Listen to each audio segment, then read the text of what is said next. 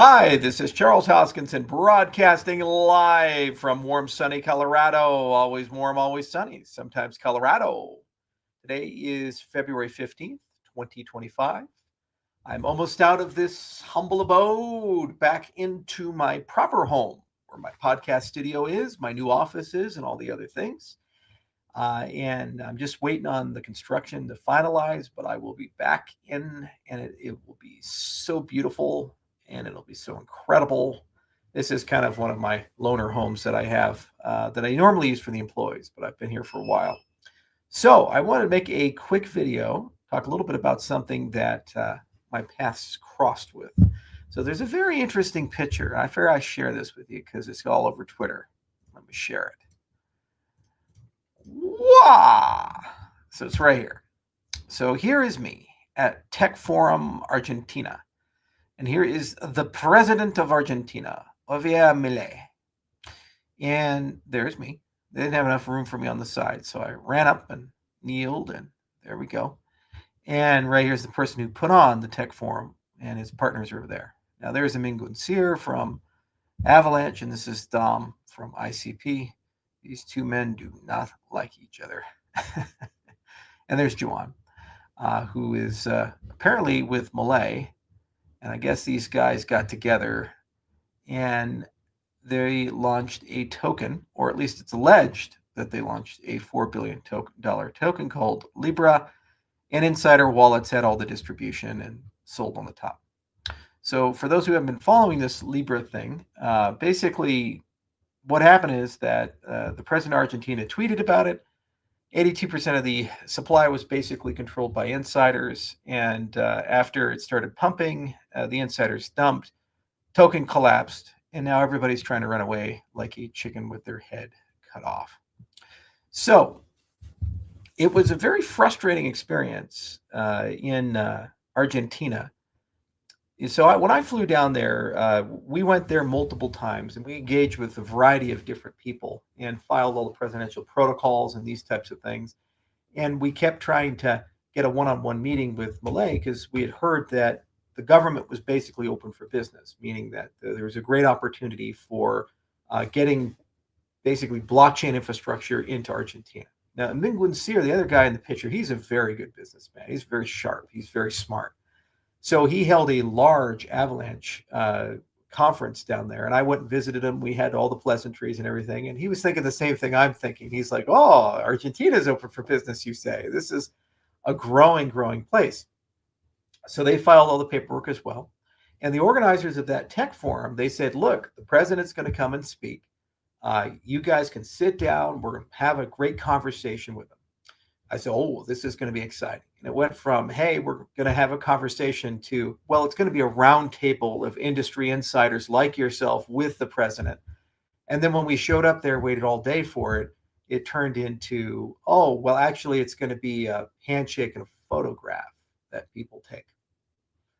Okay, that's a little bit of a bait and switch. But we said, we're talking to all of his other people. We talked to various ministers and these other people. And really, Federico Schwarzenegger was the real big guy that we wanted to talk to because he was the Ministry of Deregulation. And we wanted to understand what, if any, opportunity there was for public-private partnerships, because I view Argentina as a labor market. We're building Lace Wallet down there. We're creating jobs. We signed an MOU with Globant. It's a 20,000 developer company. We don't actually need a single deal from the Argentine government. We were just curious what Milei wanted to do. So we had all these people that we'd encounter along the way, and they say, "Hey, you give us a little something, something. We can get you a meeting." And oh yeah, magical things can happen. I said, "Well, that would be a violation of the FCPA. We can't do that." And then suddenly they stopped talking to us. So we were always curious, what was going on there. And then lo and behold, this whole thing happens. So a lot of people come to me and say, "Well, what's your take on all of it?" And since you're in the pictures and these things, here's what I think happened.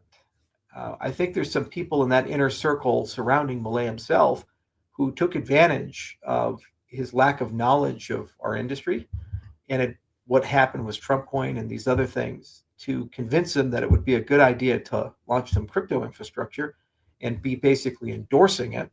And they used the president of Argentina basically to make a lot of money. and they left him basically to clean up the mess after they ran away. And it's hard to say if it's people in his inner circle per se, or people adjacent to the inner circle per se.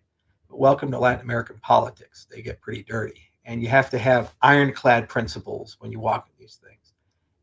Every single country I've tried to do business in Latin America and South America, I've had at least one person in the private sector and the government say, to come here and do business, you have to bribe a person. And we immediately shut them down. We say, no way, no how, because that's just not who we are. And sometimes it costs political relationships and you don't get any penetration. But more often than not, it leads to more good than bad.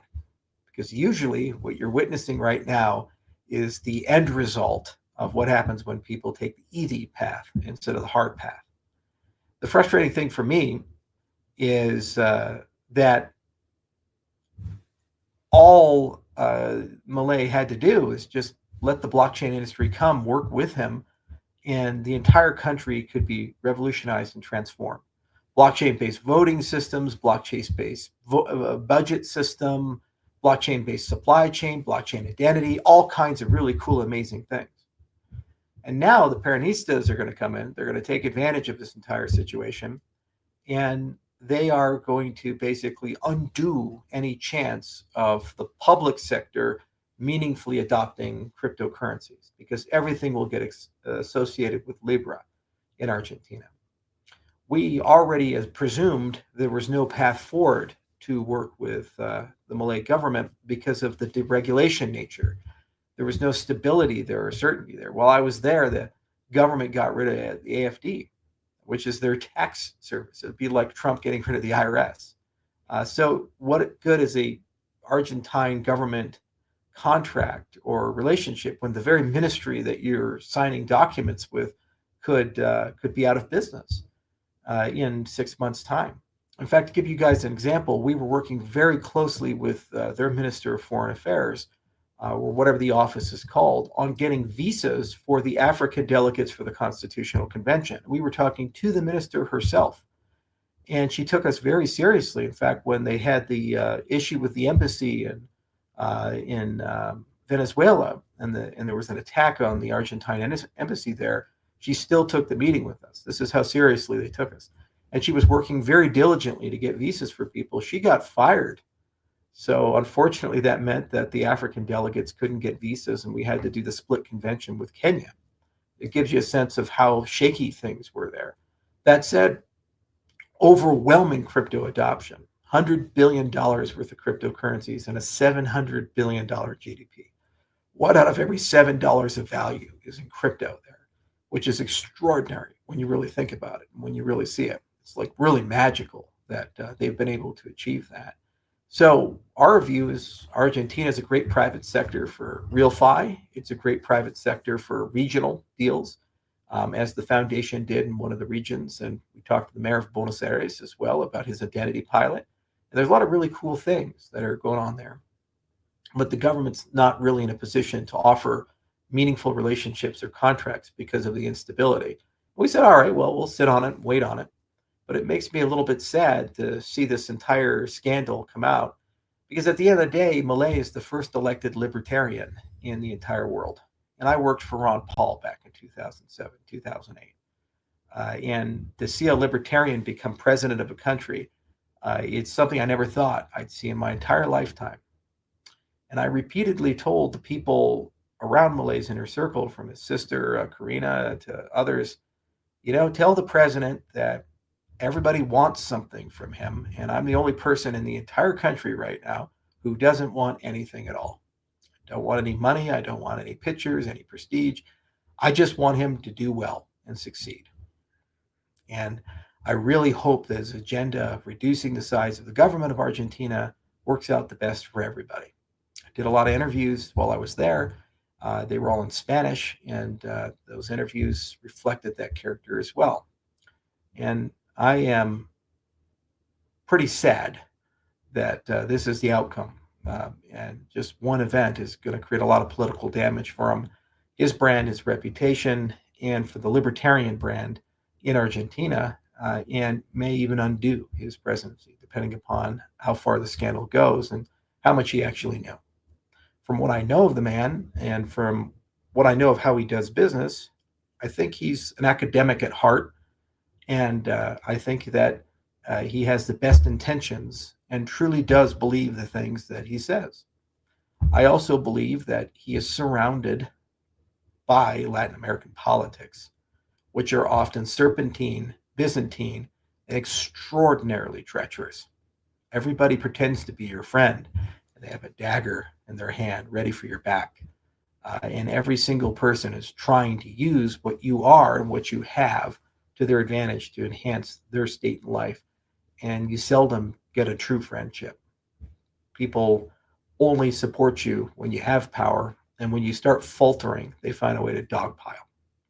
So I guess this video is one of the few that'll be made in his defense. I think Milei is a good person, and I think that he surrounded himself with some bad people because he didn't have the proper political infrastructure to actually be the president, and he stumbled into the job, and he's learning how to do it. And unfortunately, when you don't have all the best people, they don't have your best interest at heart, and you end up getting wrapped up in things that you can't control or fully understand. And by the time you realize what's happened, the damage is already done. That's the consequence of being a head of state, and that's the consequence of basically doing things at this scale on the national stage. So I hope it all works out. I really do. And I'm sad that at the time we couldn't do more for him. You know, I wouldn't have launched a meme coin. We would have focused on something else, probably government spending, for God's sakes. Maybe it's all for the best. And we'll continue investing in Argentina and continue building. We're hiring 7 people specifically for the Lace wallet for the mobile client, and they're doing a great job down there. And we got a nice office we're renting right next to Globant's tower. We're working closely with Globant on Midnight, and they're doing some great work there. And they're real excited about Cardano, and it'd be fun to work with Mercado Libre and other brands down there.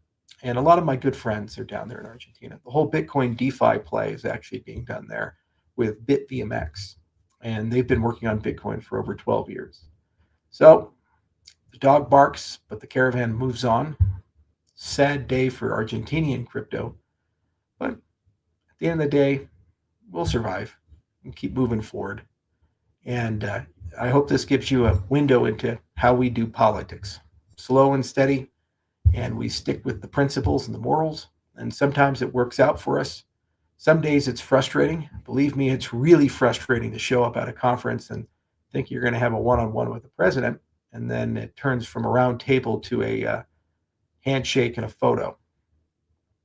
But you make the best out of it. And, you know, we always figured we'd run into him at CPAC or somewhere else. And as I said, plenty of people in his government we talked to and continue to engage with.